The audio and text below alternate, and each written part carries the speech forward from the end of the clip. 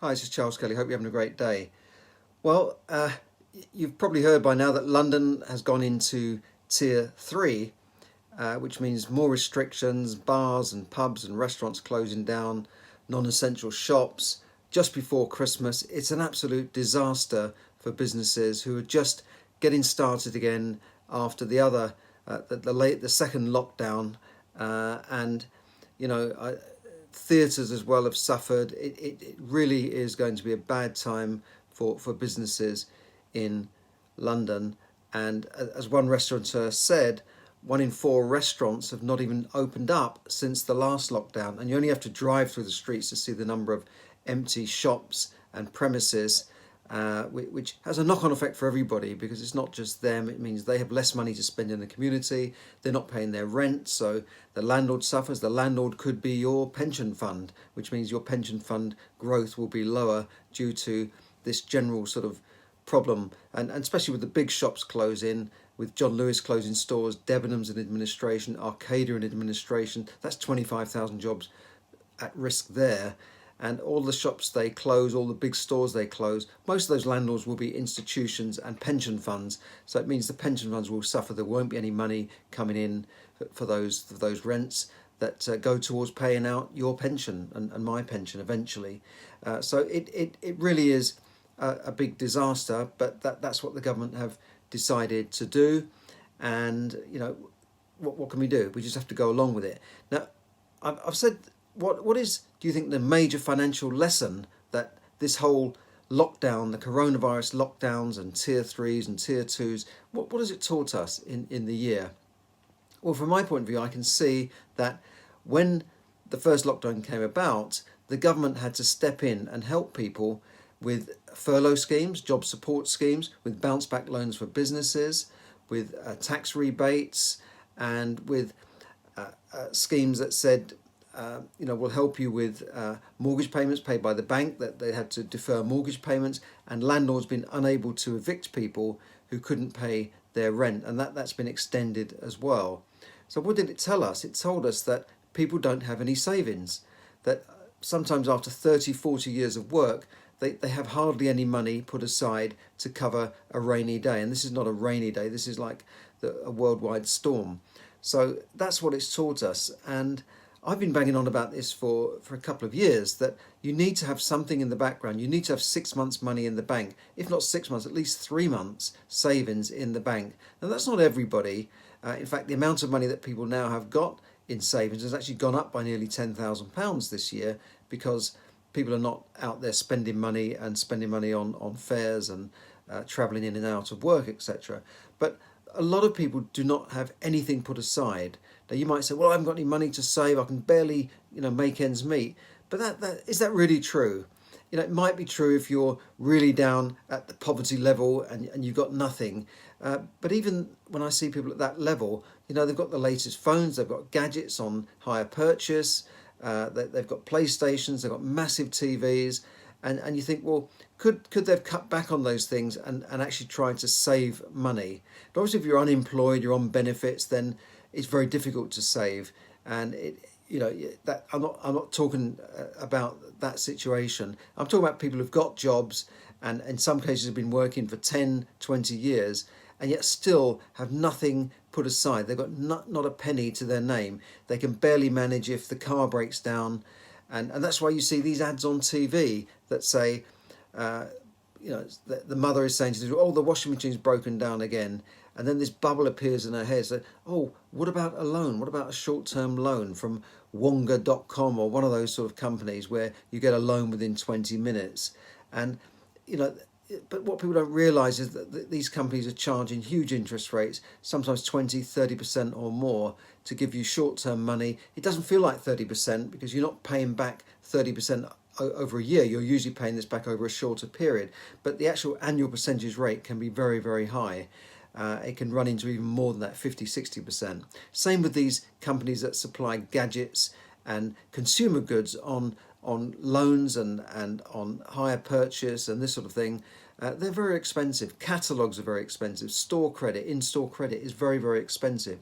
And when you consider most of this credit comes ultimately from the banks, and the banks, the base rates for the banks is less than 1% now. It's almost at zero. So they are making huge margins. You know, if base rates were 1% and they were lending at 16 or say 20%, that's 20 times the 1%. But it's not even 1%. You know, it's more like 200 times margin that they're making on the money that they're lending out to people, and mostly people that can ill afford to pay those sort of interest rates. It's like the old saying, the rich get richer and the poor get poorer. Why is that? Because the rich have access to funds when they need them. They can borrow cheaply. They save a bit of money. They have insurance. They have insurance that cover things like disasters, like things breaking down, like a roof falling off. They make sure they have insurance, and they make sure they have breakdown cover, so they're not calling out people who are very, very expensive and will charge the earth.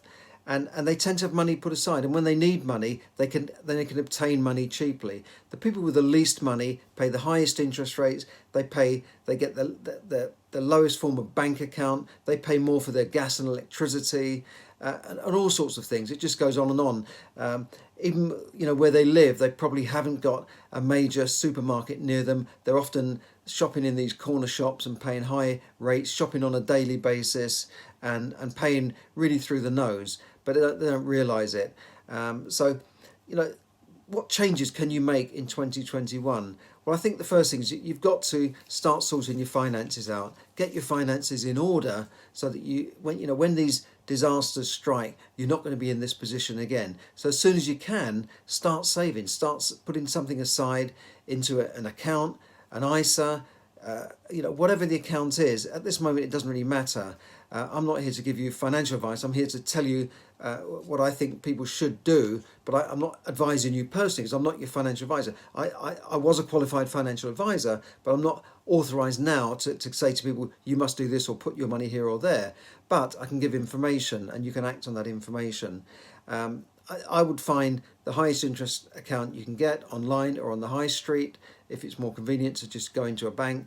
Put something aside, whether you're getting 0.5% or 0.5%, it doesn't matter. This money is going to be sitting there in an account which you're not going to touch, and you're going to use that in case of emergencies or rainy days. You can move it around later on. You can put it into ISAs, which is tax-free. You can do those sort of things later. But the main thing is to make sure you can save a little bit of your money each month. So whatever you're earning, take a percentage of that. Take 5%, 10%, 15%, whatever you can, and put that aside so that you're not in this position now where you see people on TV saying, I've worked all my life, now I've lost my job, I've got no money, I can't pay my mortgage next month. That is tragic. It's also pretty irresponsible, really, that if you've worked 30 years and 40 years and you still haven't got anything put aside, what have you done with all that money? How much money have you earned in your lifetime, and where has it gone? That's something you can change in 2021. Maybe it's too late for people who haven't got a job anymore. They've worked all their life, and that's it. But if you're younger, don't get in that position. Make sure you can put something aside, and that is the lesson that it's clear for everybody to see. I've been saying this for the last few years, that people don't have that backup money. They don't have anything put aside to cover them for a rainy day, and that's what you've got to do. And that's been highlighted now by this lockdown, when you see people who immediately they're put aside and that they haven't got a job or they're laid off. They immediately need government help in the form of whatever it is, furlough, mortgage holiday, or just the ability to say to the landlord, I can't pay you, I haven't got any money, and you can't evict me. That doesn't really help anybody. You don't want to be a victim here. You want to be financially free. And the first stage to get financially free is to have that. Now, I know you might have debts, but even if you've got debts, don't use all your money to pay those debts off. I would still have a buffer there in your hand, and then look at paying off the debts, maybe the credit card debts, or do them in combination. But always make sure you've got a few months savings to hand, a few months worth of salary to hand in the bank, so that if you lose your job, if you're laid off, if your hours are cut, you've got something put aside. Brian Tracy in America used to say most people are only 1 or 2 paychecks from foreclosure, from financial disaster, from bankruptcy, and that's pretty much the same here. I think we're in a spend culture. We want everything now. You know, we want to just go out and buy those Christmas gifts now, even if we're borrowing the money to do it, and we're going to pay it back over the next couple of years. And people say, oh, what the hell? You only live once. You know, let's just go and borrow it and spend it. You know, yeah, you only live once, but you don't want to live with the financial worry all your life of people chasing you, of letters coming through your letterbox demanding payment and cancelling your credit cards and closing down your bank account and giving you your credit history such a bad name that you can never borrow for the next 5 or 6 years. You can't even get a rental property because you've got a bad credit history. That's not living, is it? You only live once, so make sure you can live with peace of mind, and that's what we all want, I think, in 2021. So let's have a good year ahead, and I would say the first step is to make sure you get your finances in order. Listen to some of my back episodes, and I'll be continuing on this theme in the coming year. You know, as I go on. So thanks for listening. Have a great evening and be safe out there. I don't know what you're going to do about shopping this year. It looks like they've handed it all over to Amazon, haven't they? They've handed it all over to the online boys, and the small shops and the high street shops they'll just go to the wolves, won't they? So thanks for listening anyway, but get your finances sorted out in 2021. Thanks very much. Thanks for everyone tuning in on Facebook Live. Hi Dave, how you doing? Great to see you. And have a great evening. Thanks a lot. Bye for now.